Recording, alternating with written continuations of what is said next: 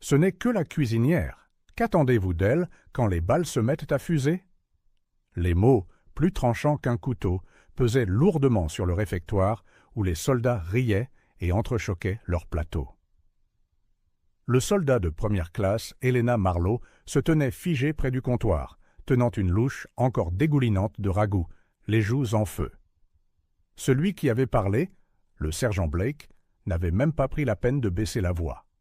Son sourire narquois s'élargit, tandis qu'une vague de rire se propageait dans la pièce. Quelques soldats détournèrent le regard, mal à l'aise, mais personne ne dit mot. Tous connaissaient la réputation de Blake, un chef de combat décoré, arrogant et intouchable dans la hiérarchie de la base. Officiellement, Helena n'était pas que la cuisinière. Elle s'était engagée comme tout le monde, avait enduré le même entraînement brutal, réussi les mêmes évaluations. Mais après qu'une blessure lors d'un exercice sur le terrain l'eût mise sur la touche, elle avait été réaffectée aux cuisines, un rôle que beaucoup considéraient comme subalterne. C'était devenu sa prison, et Blake adorait le lui rappeler. Ses paroles plantaient des graines de doute, même dans son propre esprit. Avait-elle vraiment perdu sa chance d'être utile, de faire ses preuves en tant que soldat? Elle remua la marmite plus fort que nécessaire, essayant de noyer l'écho des rires. Cette nuit-là, seule dans ses quartiers, elle se repassa la scène. Elle se souvint du sourire narquois, de la façon dont tout le monde l'avait regardée comme si elle était invisible. Mais sous l'humiliation, un petit feu s'alluma, un feu qui murmurait « Attends, observe, prouve-leur qu'ils ont tort ». Le camp était niché au cœur des terres frontalières, son périmètre marqué par des barbelés et des miradors improvisés. Les soldats alternaient entre les exercices d'entraînement et les patrouilles, revenant souvent épuisés, les bottes couvertes de boue. Helena s'en tenait à son rôle, cuisinant, nettoyant, observant. Pourtant, tandis qu'elle coupait des légumes et portait des plateaux, elle écoutait les récits sur le terrain, les patrouilles, les tactiques de l'ennemi. Elle étudiait, sans que personne ne le remarque, l'esprit aussi affûté qu'un canon de fusil. Le mépris de Blake ne fit que grandir. Une fois, alors qu'Helena essayait de poser une question sur les horaires de rotation de la garde, par pure curiosité, il se moqua. « Tu comptes assaisonner le ragoût avec des tactiques? Contente-toi des carottes, Marlowe. Le champ de bataille n'est pas pour toi. » Nouveau rire, une autre blessure, une autre graine de résolution enfouie au plus profond d'elle. Les jours passèrent, les semaines se confondirent, mais la frontière devint agitée. Des rumeurs se propagèrent sur des mouvements ennemis, des éclaireurs repérés près de la vallée. Les soldats devinrent tendus et même la bravade de Blake s'effrita sur les bords. Helena le sentait dans l'air, dans la façon dont le vent transportait l'inquiétude à travers les barbelés, dont les conversations se taisaient au passage des commandants. Elle restait silencieuse, observant, mémorisant chaque détail. Puis, une nuit où la lune n'était qu'une fine lame dans le ciel, cela arriva. La première explosion brisa le silence, faisant trembler le toit en tôle du réfectoire où Helena venait de finir de récurer les marmites. Les alarmes hurlèrent. Des cris emplirent le camp. Les forces ennemies, audacieuses et rapides, avaient percé le périmètre, se glissant au-delà des gardes dans un assaut coordonné. Le chaos régnait. Les soldats se ruaient pour prendre leurs armes, leurs bottes martelant le gravier. Le cœur d'Helena battait la chamade alors qu'elle se figeait près de la porte de la cuisine, l'écho des mots de Blake résonnant à nouveau. Ce n'est que la cuisinière. Elle pouvait fuir, se cacher, attendre que l'orage passe, ou elle pouvait y faire face. Elle regarda autour d'elle dans la cuisine, les lourdes marmites, les bonbonnes de gaz, les râteliers de couteaux, les caisses de farine et d'huile. Pour les autres, ce n'était rien de plus qu'un endroit où l'on servait des repas. Mais à ses yeux, aiguisés par des mois d'humiliation et d'observation silencieuse, c'était un terrain, c'était une couverture, c'était un potentiel. Et à cet instant, Helena Marlowe décida. La cuisine serait son champ de bataille. L'explosion secoua de nouveau le sol, plus proche cette fois, et les vitres du réfectoire volèrent en éclats sur le sol. Helena s'accroupit instinctivement, l'adrénaline tranchant sa peur comme le feu dans l'herbe sèche. Des cris résonnaient au loin, des ordres aboyés, des tirs crépitant par rafales. L'ennemi avait pénétré plus profondément, plus vite que quiconque ne l'avait prévu. À travers la fumée qui s'enroulait aux abords du camp, Helena pouvait voir des silhouettes bouger, des ombres se glissant entre les baraquements, le reflet métallique des fusils sous le clair de lune. Les soldats se dispersaient, saisissant leurs armes, mais le camp était désorganisé. L'ennemi les avait bien étudiés. Ses yeux balayèrent la cuisine. Marmites, poêles, lames, sacs de farine, barils d'huile. Pour la plupart, c'était le chaos.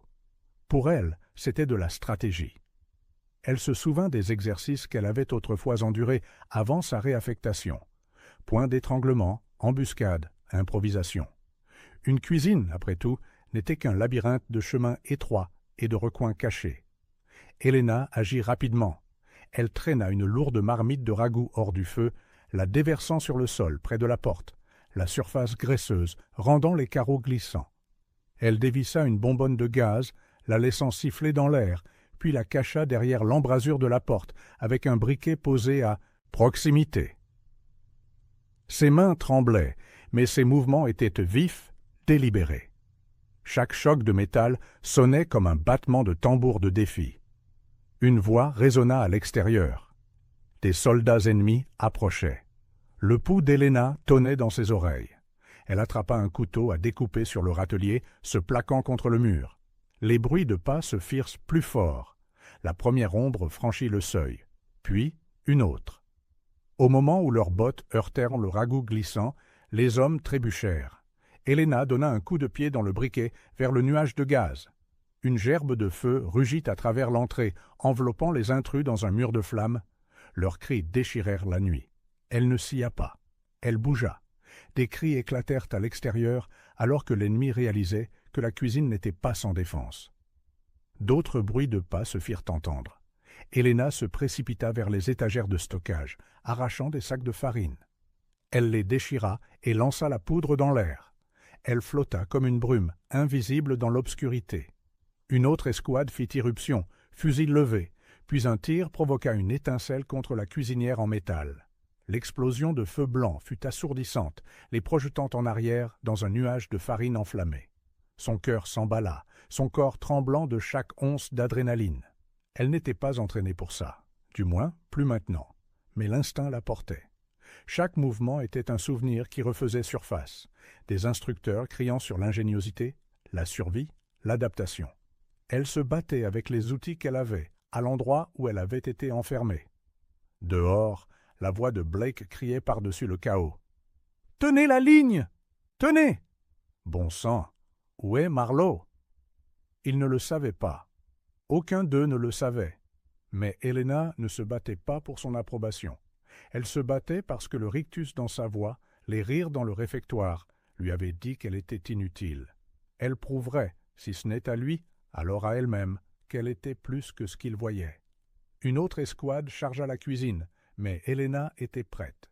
Elle fit rouler un baril d'huile sur le sol, puis renversa une lourde marmite pour y déverser de l'eau bouillante. Le sol se transforma en un piège glissant et fumant. Les bottes ennemies dérapèrent, les fusils s'entrechoquèrent. Elle lança des poêles comme des boucliers, des couteaux comme des flèches. La cuisine devint un labyrinthe de feu, de fumée et d'acier. Et dans le chaos, quelque chose d'inattendu se produisit. Les soldats de son camp, ceux qui avaient ri autrefois, virent la lueur, entendirent les explosions et réalisèrent que la cuisinière tenait tout un flanc à elle seule. La peur se mua en admiration. Des voix crièrent « Elle les a coincés! Tenez la ligne avec elle !» Pour la première fois, Helena sentit le changement. L'humiliation qui l'avait autrefois accablée alimentait désormais sa force. Elle n'était plus invisible. Elle était l'œil du cyclone, et le cyclone était sous son commandement. Mais la nuit était loin d'être terminée. L'ennemi était implacable, pressant plus fort, réalisant qu'une seule femme se tenait entre eux et une brèche totale. Et alors qu'Helena se baissait derrière la cuisinière, serrant son dernier couteau, elle se murmura à travers des respirations haletantes. « Ils pensent que je ne suis que la cuisinière. Laissez-les continuer à le penser. » Le camp était devenu un champ de bataille de feu et d'ombre. Les alarmes hurlaient, les fusils crépitaient, et l'air était épais de fumée. Helena était accroupie dans la cuisine en ruine, la sueur piquant ses yeux, le couteau glissant dans sa paume. Le sol était brûlé, les murs noircis, mais l'entrée tenait toujours, parce qu'elle la tenait. Dehors, l'ennemi se regroupait. Elle pouvait entendre leurs cris étrangers, le cliquetis des munitions, le raclement des bottes sur le gravier. Ils étaient en colère maintenant, prudents, tirant les leçons des pièges qui avaient décimé leur première vague. Elle savait qu'ils reviendraient plus forts, plus intelligemment. Sa respiration tremblait, mais elle la maîtrisa. La peur pouvait attendre, la stratégie, non. Elle se précipita vers le garde-manger, arrachant les étagères pour former des barricades. Boîtes de conserve et bocaux s'écrasèrent au sol, répandant haricots, riz, sucre, la nourriture transformée en décombres. Elle les empila près de l'entrée arrière, rétrécissant le passage en un point d'étranglement. Ses oreilles captèrent un mouvement, et son instinct s'enflamma. Elle lança une poêle à travers l'embrasure de la porte. Le bruit attira des tirs, des étincelles, jaillissant des balles qui ricochaient. Il pensait qu'elle se déplaçait là-bas. Elle ne l'était pas. Elle était déjà en train de contourner. Soudain, une explosion secoua l'autre bout du camp. L'onde de choc fit trembler les marmites et fit pleuvoir la poussière des chevrons. Des cris s'élevèrent, la voix de Blake parmi eux, aboyant des ordres.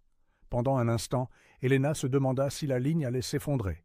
Puis, elle entendit autre chose, des bottes courant vers sa position. Pas des ennemis, des alliés. Le premier visage familier fit irruption dans la cuisine. Le caporal Vega, fusil à la main, les yeux écarquillés. « Marlowe, toi, qu'est-ce que… » Ces mots s'interrompirent alors qu'il contemplait les murs calcinés, la fumée, les corps tombés. Il avait déjà vu des champs de bataille, mais jamais un taillé dans une cuisine. « Pas le temps ?» lança Helena sèchement, se surprenant elle-même par l'autorité dans sa voix. « Bloquez le côté est, utilisez les caisses de stockage, ils vont pousser par là ensuite. » Vega n'hésita qu'un instant avant d'acquiescer. D'autres soldats suivirent, traînant des caisses, renversant des tables, renforçant sa forteresse de fortune. La nouvelle se répandit rapidement. La cuisinière avait transformé la cuisine en bastion. Blake entra en trombe ensuite, le visage strié de sueur et de cendres. Ses yeux se fixèrent sur Helena, l'incrédulité brillant en eux. « Toi » cracha-t-il. « Tu as… » Une rafale de tirs l'interrompit, les balles déchirant l'embrasure de la porte. Helena le poussa au sol, ripostant avec le fusil de rechange de Vega. Elle ne réfléchit pas, elle agit, chaque tir stable, chaque respiration contrôlée. Lorsque l'ennemi se retira momentanément, elle se tourna vers Blake, sa voix ferme. « Si vous avez fini de douter de moi, dites à vos hommes de tenir le mur sud, ou vous attendez de faire d'autres blagues. » Pour une fois, Blake n'eut pas de rictus méprisant. Il serra la mâchoire, fit un signe de tête sec et disparut dans la fumée avec son escouade. Le vent commença à tourner. Les soldats qu'il avait autrefois méprisés suivaient maintenant ses indications. Elle les dirigeait comme elle dirigeait une brigade de cuisine, chaque ordre précis, où se mettre à couvert, quand bouger, comment utiliser le terrain. Répandez cette huile près de la porte, allumez-la quand ils perceront. Empilez ces poêles quand ils tireront, ça sonnera comme si nous étions plus nombreux. Ce qui était autrefois un sujet de moquerie, sa connaissance des marmites et des poêles était maintenant une question de survie. Et les hommes écoutaient, parce que ça marchait. L'ennemi essaya encore et encore, mais à chaque fois, ils se heurtèrent au feu, à la fumée et à l'acier. La cuisine devint une forteresse, la cuisinière, son commandant. Les soldats s'y rallièrent, se regroupant, leur peur tempérée par la vue d'Helena, tenant bon. Sa force, autrefois cachée, devint contagieuse, se propageant dans le camp comme une traînée de poudre. Mais même si le moral remontait, le cœur d'Helena connaissait la vérité. L'ennemi n'en avait pas fini. Leurs effectifs étaient supérieurs, leurs armes plus lourdes. Ce qu'elle avait construit tenait, mais cela ne pouvait pas durer éternellement.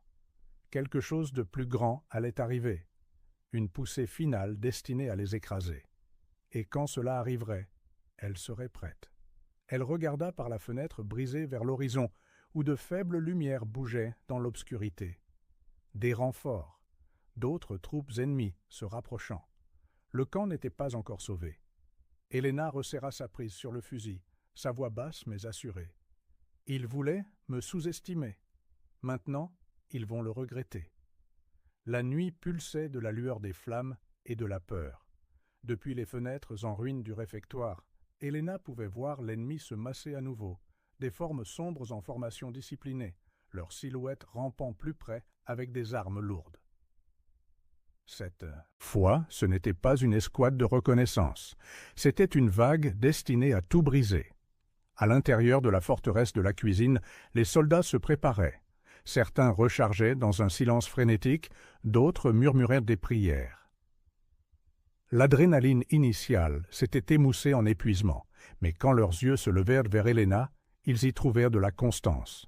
Elle se tenait près de la barricade, le fusil en bandoulière, un couteau de cuisine toujours glissé à sa ceinture, sa présence rappelant que la panique pouvait attendre la victoire. Le caporal Vega se pencha près d'elle, la voix tendue. « Ils ont amené des mortiers ? S'ils s'approchent assez, tout cet endroit saute. » L'estomac d'Helena se noua. Elle scruta les provisions, les décombres, les outils éparpillés sur son champ de bataille. Son esprit tournait à toute vitesse. Elle ne pensait pas seulement en tant que soldat, elle pensait comme une cuisinière, une survivante, quelqu'un qui avait toujours fait avec les moyens du bord. « On les tient ici, » dit-elle fermement, « mais pas seulement avec des balles. On va leur faire regretter chaque pas qu'ils feront. » Les soldats échangèrent des regards, mais ne la questionnèrent pas. Ils en avaient assez vu pour savoir. Quand les premiers obus tombèrent, le sol trembla si violemment que les marmites s'entrechoquèrent comme des cloches. Le toit se fendit par endroits, la fumée s'enroulant à travers les brèches. La poussière étouffait l'air, et à cet instant, la voix d'Helena perça. « Position! Attendez mon signal !» Les troupes ennemies déferlèrent. Leurs bottes tonnèrent contre le gravier, leurs fusils crachant le feu. La cuisine s'illumina des éclairs des tirs, alors que les défenseurs d'Helena ripostaient, chaque coup de feu résonnant dans l'espace confiné. Helena se déplaçait comme un chef d'orchestre, criant des ordres, pointant, tirant les soldats là où ils étaient les plus faibles, renforçant là où ils étaient les plus forts. Puis vint le moment qu'elle avait redouté, l'équipe de mortiers avançant, s'installant près du mur sud. S'ils tiraient, le camp serait réduit en cendres. Le pouls d'Helena s'accéléra. Elle attrapa 2 sacs de sucre et les projeta dans le feu qu'elle avait préparé près de la nappe d'huile.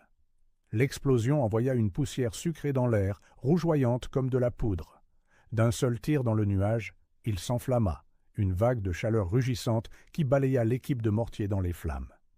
Les soldats autour d'elle la regardèrent en silence, stupéfaits, puis éclatèrent en acclamations. Mais la victoire n'était jamais aussi simple. L'ennemi, enragé, poussa plus fort. Les balles déchiquetèrent dans les barricades, faisant voler des éclats de bois, brisant des poêles. Un soldat à côté d'elle cria, se tenant le bras. Un autre tomba au sol, le sang tachant les carreaux. La poitrine d'Helena se serra, mais elle ne faiblit pas. Elle traîna les blessés en arrière, pressant des linges sur leurs plaies, puis retourna au combat. Elle n'était pas seulement leur combattante, elle était leur ancre. À travers le chaos, Blake apparut de nouveau, couvert de crasse et de sang, criant d'une voix rauque. Il perce la ligne ouest. Ses yeux rencontrèrent les siens, et pour la première fois, il n'y avait pas d'arrogance, seulement l'urgence. « On a besoin de tes pièges. » Elle n'hésita pas. Elle sprinta à travers le réfectoire, se faufilant entre la fumée et les balles. Son esprit tournait plus vite que la peur. Qu'est-ce qu'on a? Qu'est-ce qu'on peut utiliser? Son regard tomba sur les bonbonnes de propane empilées près du stockage arrière. Dangereux. Parfait. « Couvrez-moi !»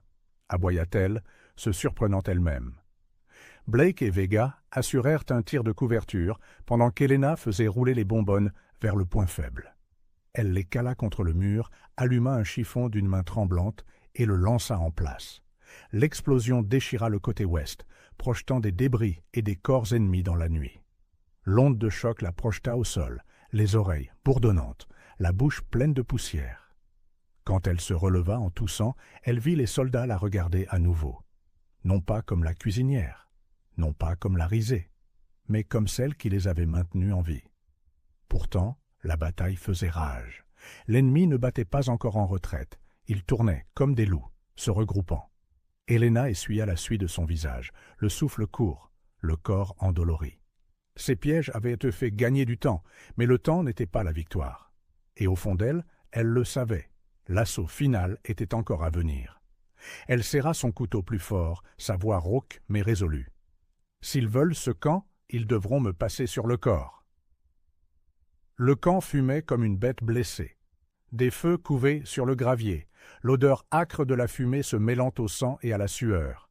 Les soldats étaient accroupis derrière le peu d'abri restant, rechargeant en silence. Leurs yeux se tournaient vers Helena, attendant. Elle sentait leur poids sur ses épaules, non plus le poids du doute, mais celui de la confiance. Au loin, l'ennemi se rassemblait pour une dernière charge. Leurs cris traversèrent la nuit, disciplinés et furieux. Ils avaient perdu des hommes, perdu du terrain, mais ils ne battaient pas en retraite. Ils voulaient effacer l'humiliation d'avoir été arrêtés par une cuisine. Blake arriva en titubant à côté d'Helena, le bras bandé à la hâte, le visage sombre. « Ils nous lancent tout ce qu'ils ont cette fois, » dit-il.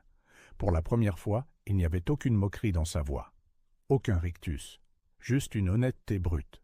« Si tu as un autre miracle en réserve, c'est le moment. » Helena regarda son champ de bataille, l'endroit qui avait été autrefois jugé indigne de l'attention des Saipis, soldats.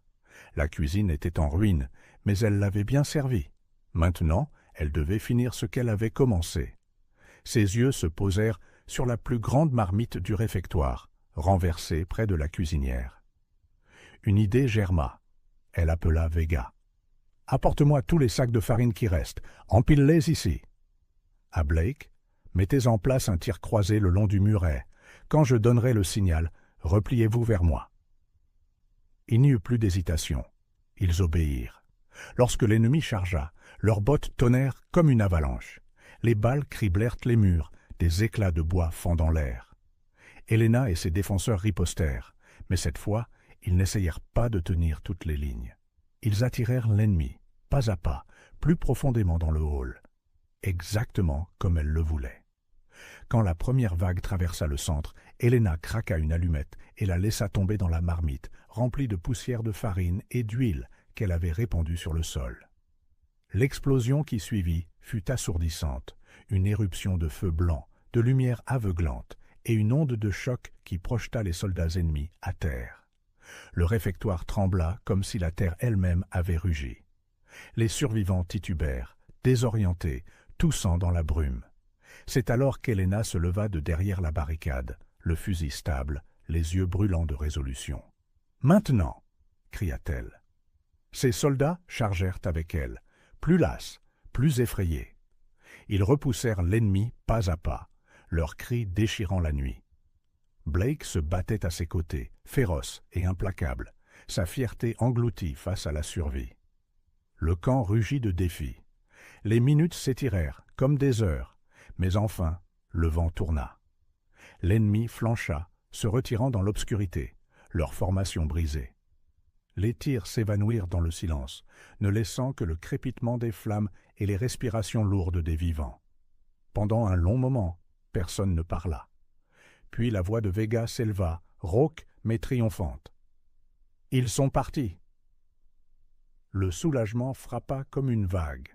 Certains soldats s'effondrèrent au sol, riant à travers leur épuisement. D'autres s'étreignirent, des larmes striant leurs joues maculées de suie. Et tous regardèrent vers Helena.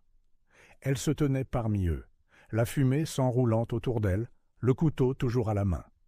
Elle ne souriait pas encore, son cœur était trop lourd du poids des morts, des souvenirs de l'humiliation, du feu de ce qu'elle venait d'accomplir. Mais elle croisa leurs regards, et en eux, elle vit le respect.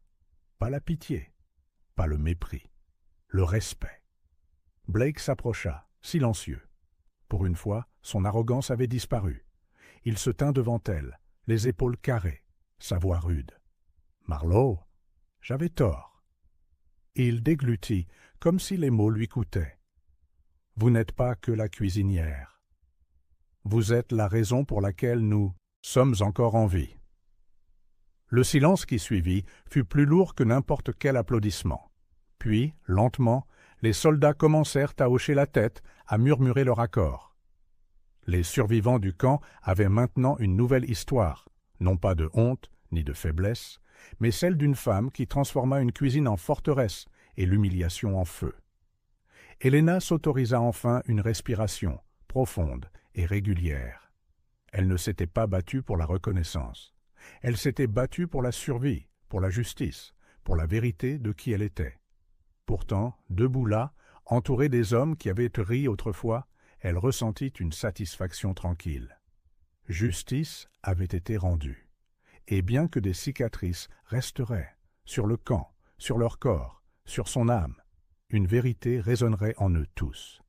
Quand la nuit fut la plus sombre, c'est la cuisinière qui les avait sauvés.